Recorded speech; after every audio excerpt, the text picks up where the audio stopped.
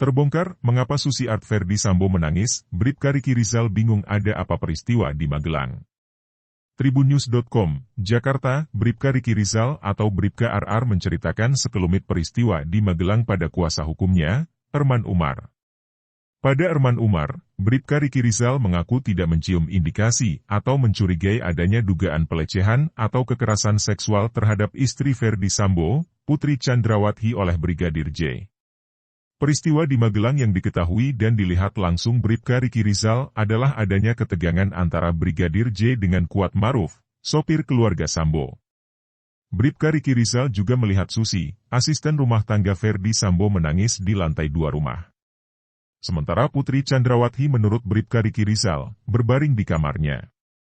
Bahkan menurut Bribka Riki Rizal, Putri Chandrawati mencari Brigadir J. Kala itu, yang dinilainya tidak mencirikan telah dilecehkan oleh Brigadir J. Hal itu dikatakan Bribka RR kepada kuasa hukumnya Erman Umar yang kembali dikatakannya dalam tayangan di TV One, Senin, 12 September 2022. Menurutnya yang memang menjadi misteri dalam peristiwa itu, adalah kenapa Susi menangis dan apa penyebabnya. Yang memang menjadi pertanyaan saat itu, apa penyebab Susi menangis? Bribka RR tidak tahu penyebabnya, padahal Ibu Pisi tidak menangis dan berbaring di kamarnya. Semuanya diam, soal Susi menangis ini, dan RR tidak tahu penyebab Susi menangis, katanya. Erman mengatakan sebenarnya tugas Bribka RR sebagai ajudan khusus, utamanya menjaga 2 anak FS di Magelang yang bersekolah di SMA Taruna Nusantara Magelang, di mana mereka duduk di kelas 1 dan 3. Namun saat pandemi dan sekolah online, Bribka RR juga tugas di Jakarta, kata Erman.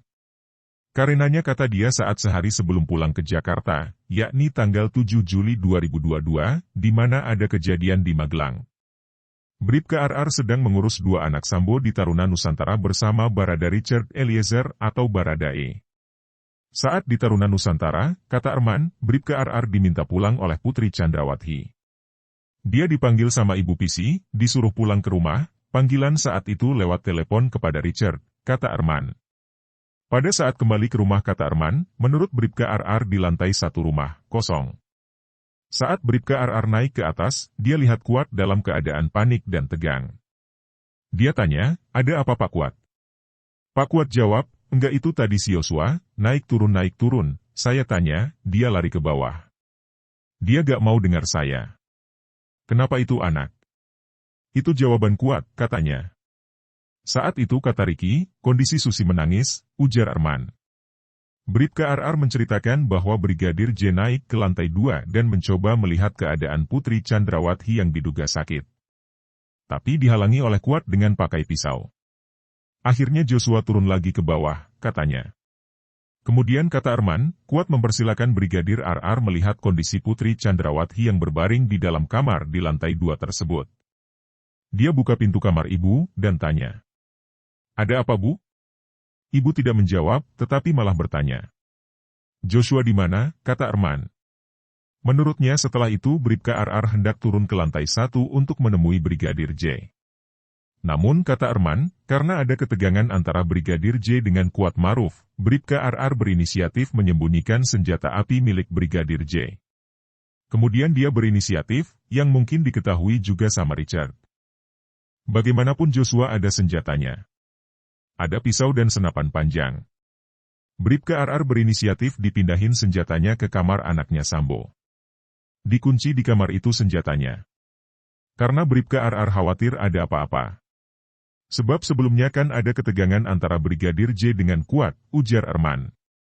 Tujuan Bribka RR melakukan itu, kata Erman, agar tidak ada kejadian yang tidak diinginkan jika terjadi pertengkaran kembali antara Brigadir J dengan Kuat. Kemudian Bribka RR turun ke bawah. Dia cari Joshua. Karena perintah Ibu Pisikan, tanya Joshua di mana, kata Erman. Bribka RR lalu bertemu Brigadir J dan menanyakan ada masalah apa dengan Kuat Maruf. Bribka RR tanya ke Joshua, ada apa dan kenapa bersih tegang dengan Kuat. Joshua menjawab agak marah, iya bang, saya gak ngerti itu kenapa Om Kuat, marah-marah ke saya. Begitu jawaban Joshua, kata Erman. Kemudian kata Erman, Bribka RR memberitahu Brigadir J, bahwa dirinya dicari dan dipanggil oleh Putri Chandrawati. Karena tadi kan ibu tanya Joshua di mana, maka Bribka RR berinisiatif memanggil Brigadir J. Kamu tadi ditanyain, ibu, begitu kata Bribka RR ke Joshua, kata Arman. Kemudian Bribka RR dan Brigadir ke lantai atas. Joshua masuk ke kamar dan duduk di bawah, sementara ibu Pisi tetap berbaring di kasur. RR tidak ikut masuk ke kamar, katanya. Bribka RR, kata Arman menunggu di pintu dan agak berjarak. Sehingga Bribka RR tidak mendengar pembicaraan Brigadir J dengan Putri Chandrawati, katanya. Tak lama kata dia kemudian Brigadir J keluar kamar, dan bersama Bribka RR kembali turun ke lantai 1. Pada saat mereka turun, Bribka RR ikuti Joshua, karena khawatir supaya jangan ada pertengkaran lagi dengan Kuat Maruf. Bribka RR antar sampai ke bawah. Dia sempat tanya Joshua juga, ada apa lagi? Yang kedua ini jawaban Joshua melunak, udah bang, gak ada apa-apa bang. Ini berbeda dengan pertama sebelum Joshua bertemu ibu, katanya.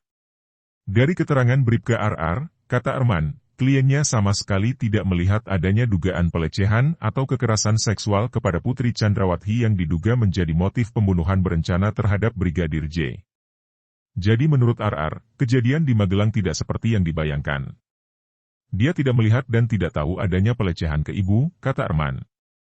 Tersangka kasus pembunuhan Brigadir Nofriansyah Yosua Huta Barat atau Brigadir J, Bribka Riki Rizal atau Bribka RR menjalani adegan rekonstruksi pembunuhan Brigadir J di rumah dinas mantan Kadif Propam Polri. Irjen Pol Ferdi Sambo di kawasan Duren 3, Jakarta Selatan, Selasa, 30 Agustus 2022. Rekonstruksi ini menghadirkan 5 tersangka yang telah ditetapkan yaitu Irjen Ferdi Sambo atau Irjen FS, Putri Chandrawati atau Pisi, Barada Richard Eliezer atau Baradae, Bribka Riki Rizal atau Bribka RR, dan Kuat Maruf atau KM. Rekonstruksi tersebut memeragakan 78 adegan dengan rincian 16 adegan adalah peristiwa yang terjadi di Magelang pada tanggal 4,7 dan 8 Juli 2022. 35 adegan di rumah pribadi Ferdi Sambo di Jalan Saguling, dan 27 adegan di rumah dinas mantan Kadif Propam Polri itu. Warta Kota Yulianto, Warta Kota Yulianto. Seperti diketahui dalam kasus pembunuhan Brigadir Polisi sudah menetapkan 5 tersangka. Yakni Ferdi Sambo dan istrinya Putri Chandrawati, 2 ajudannya Bribka RR dan Baradae serta Kuat Maruf, sopir sekaligus art keluarga Ferdi Sambo. Mereka dijerat pasal 340 KUHP tentang pembunuhan berencana, subsidiar pasal 338 KUHP tentang pembunuhan biasa, junto pasal 55 dan 56 KUHP tentang permufakatan jahat. Dengan ancaman hukuman, pidana mati, penjara seumur hidup atau selama-lamanya 20 tahun.